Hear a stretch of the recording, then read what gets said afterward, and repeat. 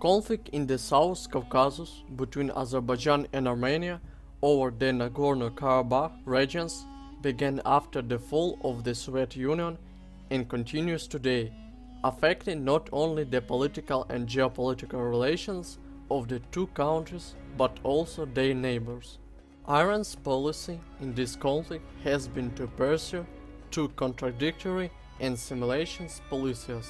Tehran has officially supported Azerbaijan since the beginning of the First Karabakh War in 1991-1994 until now, but at the same time it has tried to establish strategic relations with Armenia in the form of a good neighbor policy in order to mitigate damages and balance Azerbaijan's regional actions, which Iran considers contrary to its normal interests.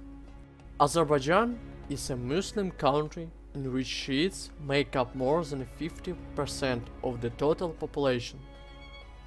The government of the Islamic Republic of Iran has the duty of formulating its general policies with a view to cultivating the friendship and unity of all Muslim peoples, and it must constantly strive to bring about the political, economic and cultural unity of the Islamic world.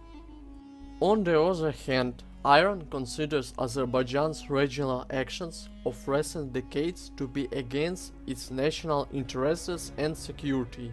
Tehran and Baku have differences over several issues, and their respective media have engaged in propaganda to try and attract the attentions of Azeri Shiites from Iran and Iranian Turkish-speaking minorities from Azerbaijan.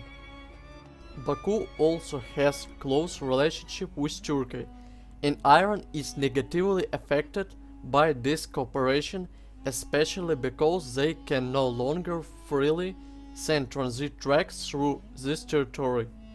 To balance Azerbaijan's rising power, Tehran has tried to establish strategic relations with Armenia without confirming Yerevan's position on the Karabakh territory. Iran was late in engaging in the Caucasus region because they gave higher priority to relations with Arab countries in the Middle East, and the country's elites now worry they have ceded influence in the region to Turkey, Azerbaijan and Russia because of this neglect. In the aftermath of Second Karabakh War, Iran now faces challenges such as changing borders, ethnic agitations, and the presence of new actors in the northwest of their borders. The last 5 years have demonstrated that then US President Donald Trump was right to dump the Iranian nuclear deal. Since then, Iran has shown itself even more to be an agent of instability and exporter of extremism and terrorism. Iran has undertaken various forms of military aggression and terrorism against a host of countries that include Israel, Syria, Yemen, Azerbaijan, and Ukraine.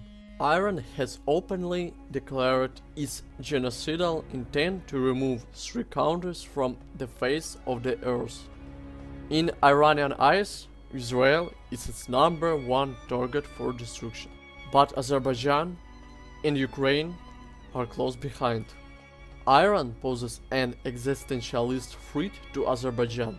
This is seen in the recent unprovoked terrorist attack against the Azerbaijani embassy in Tehran, subversion by Iranian-backed extremists and special services, military intervention in the 2020 Second Karabakh War, military threats, and a burgeoning military alliance with Armenia. In October of last year, Iran conducted large-scale military exercise on the border, practicing crossing of the Aras River that constitutes most of its common border with Azerbaijan. The Iranian establishment and Persian nationalists do not recognize the existence of an Azerbaijani people, believing the region was unfairly taken from it by Russia and the USSR. The southern part of Azerbaijan, which is inhabited by 20-30 million Azerbaijanis, remained part of Iran. Iran's denial of Azerbaijani identity closely resembles Russian denial of a Ukrainian state and a Ukrainian people. Armenia has backed Iran in seeking to erase an Azerbaijani identity by re-identifying mosques and monuments from Azerbaijani to Persian. Iran's newest enemy is Ukraine. Iran has eagerly joined Russia's war against the allegedly US-dominated unipolar world. Iran and Russia claim the war they are fighting in Ukraine is a proxy war against the West, and they wish to bring down US hegemony and the unipolar world. After Turkey refused to supply its famed Bayraktar drones, Russia turned to Iran, who agreed to supply cheap drones. And Iranian drones are being used solely to attack Ukrainian civilian targets, as in Israel. The Iranian regime is therefore complicit in war crimes in both Ukraine and Israel. Azerbaijani President Ilham Aliyev said the Iranian government should have a transparent investigations. We must be informed about that. The terrorists must be punished, but most importantly, those who send the terrorists, those representatives of the Iranian establishment who did this brutal act against Azerbaijan, must be brought to justice.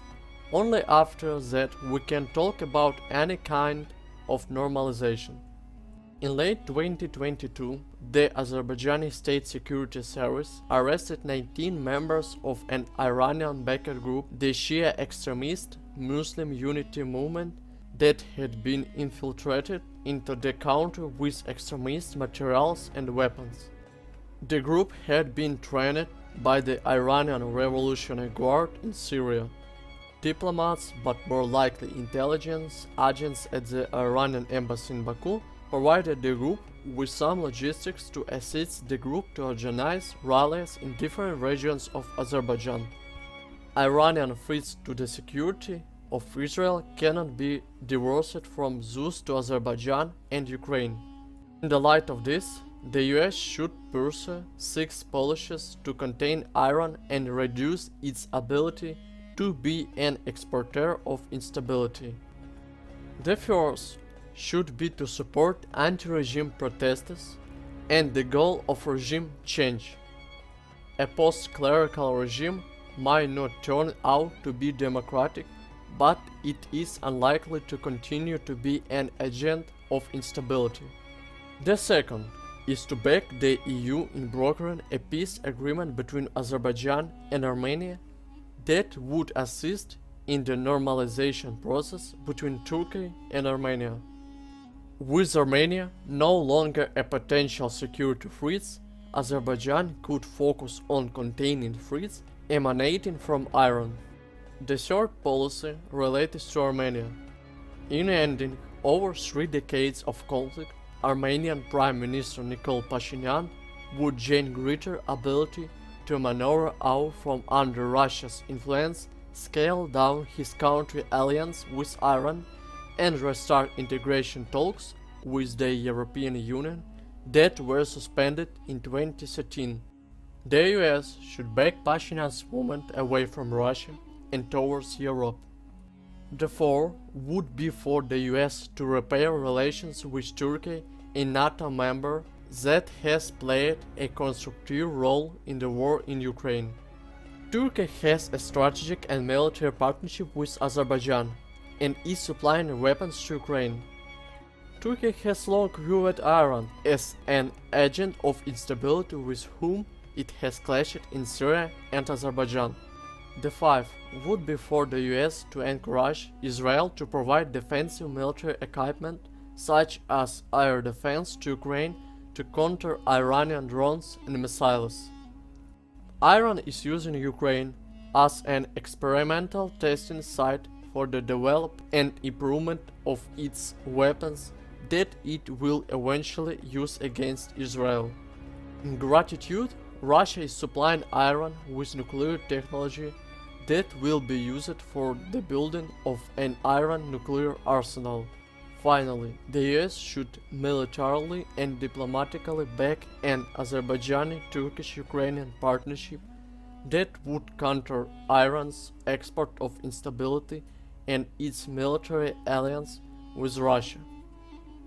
The US should recognize Azerbaijan's new strategic importance to Europe's energy needs after it ended its dependency on Russia.